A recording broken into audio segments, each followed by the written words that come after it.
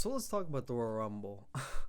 A lot of mixed reviews on this for sure, but like I kind of don't know what a lot of people are talking about, like a lot of things. So I can understand why people um said the Royal Rumble was a letdown because when you think about the Royal Rumble, you're thinking about like surprises, like you're thinking about surprises, and there wasn't that many surprises, but I still thought it was a good Royal Rumble. Like I thought four matches was too little, but then seeing the show end after 4 hours was like, okay, maybe I was fucking wrong. Um, I thought the women's rumble was good in terms of like people being more into it. But also another thing, I saw a lot of people bring it up on social media, and wow, is it ever true? I'm not sure if it started with Vince or if it was just like the company in general, but like when they had CFO as the music maker, they had such good music. Like I'll never forgive them for switching Matt Riddle and Oscar's music. Oscar had the best fucking music, bro, for a baby. Like that's the I had that song on my iPhone. Like that's what you want out of like a superstar's theme is like you want it to be like fucking cool enough you're adding it to like your daily fucking playlist. Like that song was fire. And Matt Riddle's original NXT theme song, then they changed it when like they changed people. I was like, come on, bro, come on. And like those songs were just horrible. Um, and just all songs in general now, just generic, like literally generic to like the point where like remember back in the Attitude Era, like everyone's music would play and like everyone was like super over. It's because everyone had like that signature thing, like right when the music started, you just knew like fucking D'Lo Brown, like Scotty Too Hottie, fucking Too Cool, Rikishi, Kurt Angle, Undertaker, Triple H, like they all had just like that sound at the beginning. You knew it was them. Like now, I'm watching like so many people come in, and this is not my complaint of the match. It's just like a side complaint. Like just you just hear generic music after generic music. You don't even know who it is up until you see the name. Like if you're one of those people that's in a seat where you can't see like the Titantron, so you can't see the name. Like you hear a song and you have to like wait for a second. Everyone else is like reacting. You're kind of like, what the fuck's going on? As opposed to when you know the song, you're like, yeah, instantly, bro. Like there's like still some good music. Like there's Roman Reigns. You hear his song play, you know who it is. Like there's Seth Rollins with like the Burn It Down. You hear that. L.A. Knight. You hear L.A. Knight. AJ Styles, Randy Orton still. I hear voices. Like instantly you know who it is. So there's still good music out there, but yeah, a lot of generic music. So like to like the point where like and it's not even generic music as in it'll catch on over time. It's like generic music as in it'll just be generic forever. So that's gotta change. But in terms of like the match, I mean like there's a lot of sloppy things in the match, but the last like 10 to 15 minutes was great. Like after Jade Cargill came in, I think shit just hit a new level. Um, and yeah, there's a lot of sloppiness in the match, but I mean, I expected that in this match. I'm not even gonna lie, I expected that, but overall, it was good, and the finish was good. The person who won was good. For some reason, I thought it was Becky, but I was like, why would they give it to Becky again? I literally said Becky in the predictions. I didn't even think Bayley. I thought fucking Bayley was going to go through like another hoop and like somehow like do like the damage control thing. I thought they're gonna turn on her before like she like goes into like the chamber and like says no, I want you. But I think it's actually way nicer the way they did it. And Becky doesn't need to be a two-time winner. I was like, she's already as established as possible. Somebody else could use this Rumble win, but I still thought she was gonna win anyway, but she didn't, so that was good. The Nia Jax elimination, Jade Cargill, like all that was good. So just like the whole match was good. Uh, Overall, like it was like fun, like wrestling in the match wise. There's a lot of hits and misses, but I thought it was good. I actually thought it was good. I thought it was a good opener, and the last, and most people just remember like the beginning and the end, and the beginning and the end were good. Um, the Fatal Four Way match. The only thing that ruined this match were two things. Everyone already knew Roman was going to retain, and Solo fucking interfering for the literal 56th time. I was talking about this with like I was talking about this with my brother. Gunther's a heel, but he never once won a match dirty. Never eye poke, never low blow, never did anything scheming. He's won every match by just beating the fuck out of his opponent. Like when you get up, he beats you down. Like, you know, like every single match, just outbeats his opponent.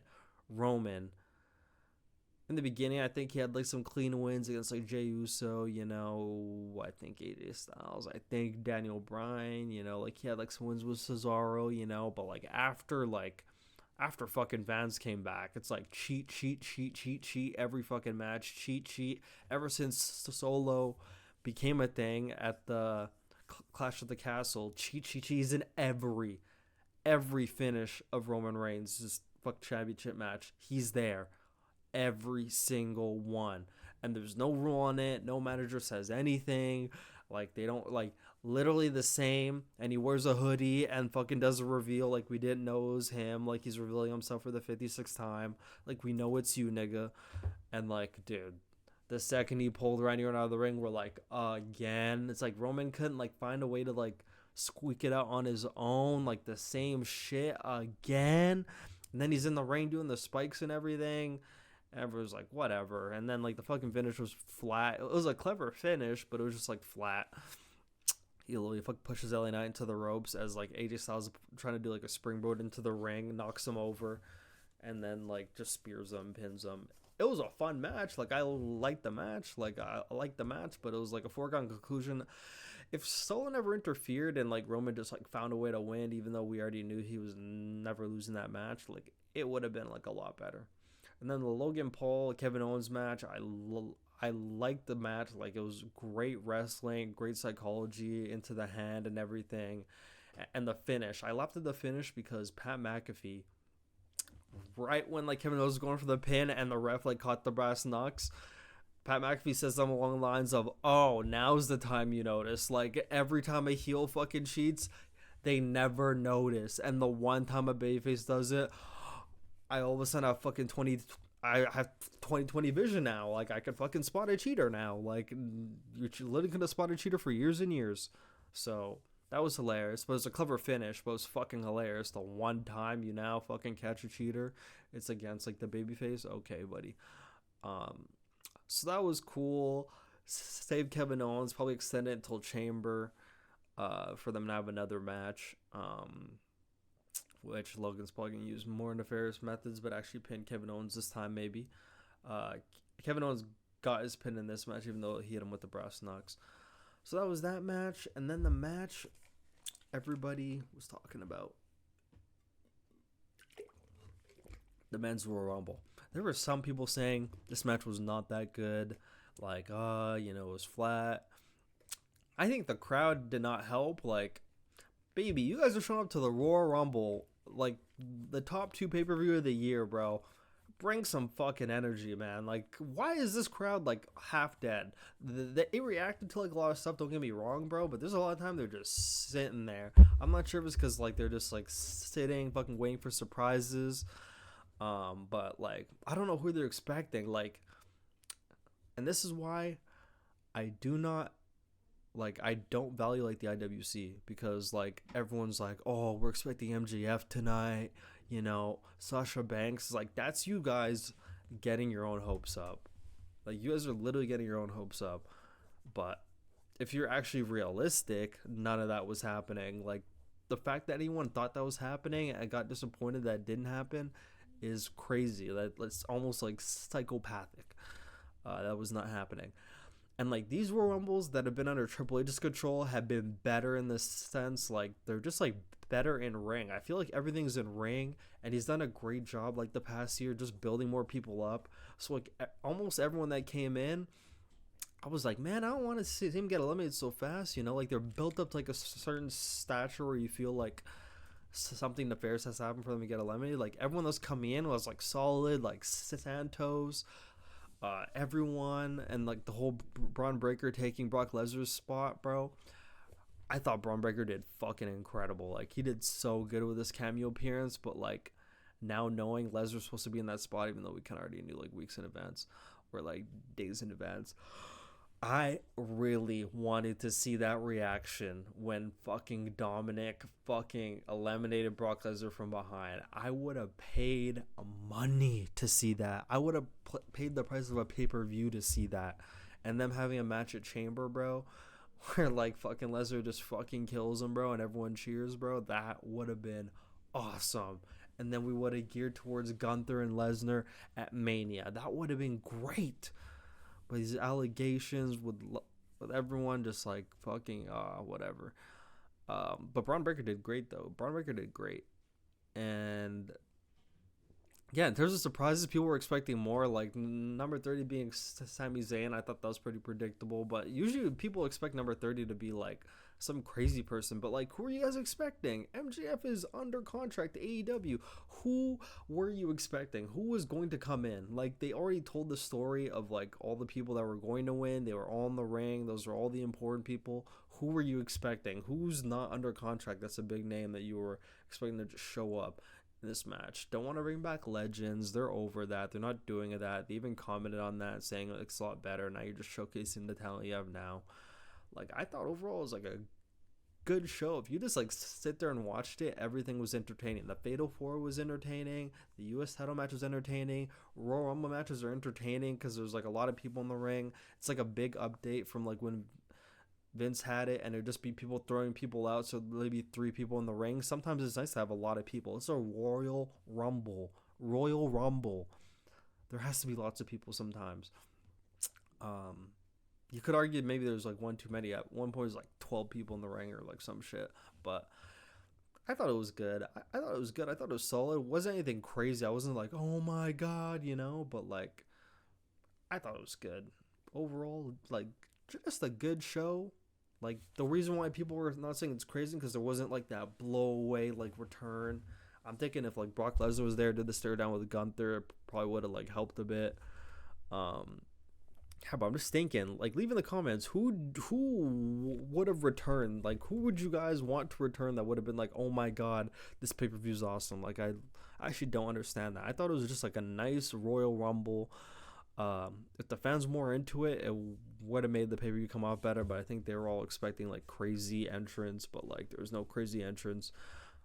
There's like Andrade, like the Braun Breaker, Carmelo Hayes, but there wasn't like, but who else were you expecting? Like, that's literally I'm trying to think off the top of my head. Now I'm about to pull up like what the fuck do I pull up? Like superstars not under contract? Like, what do I pull up here?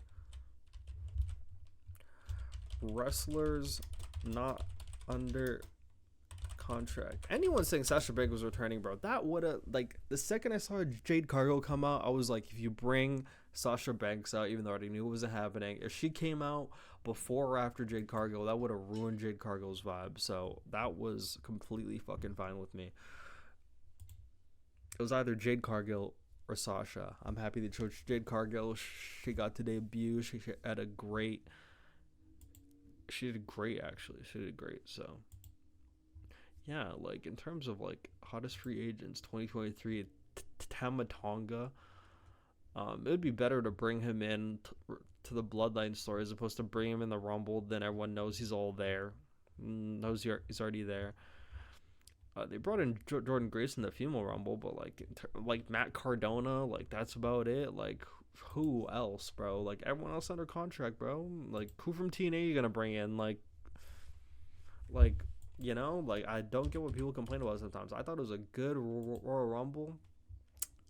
You could argue as a surprise or two away from being like crazy because everyone just expects like surprises. That's literally the whole point of the Rumbles, for there to be surprises.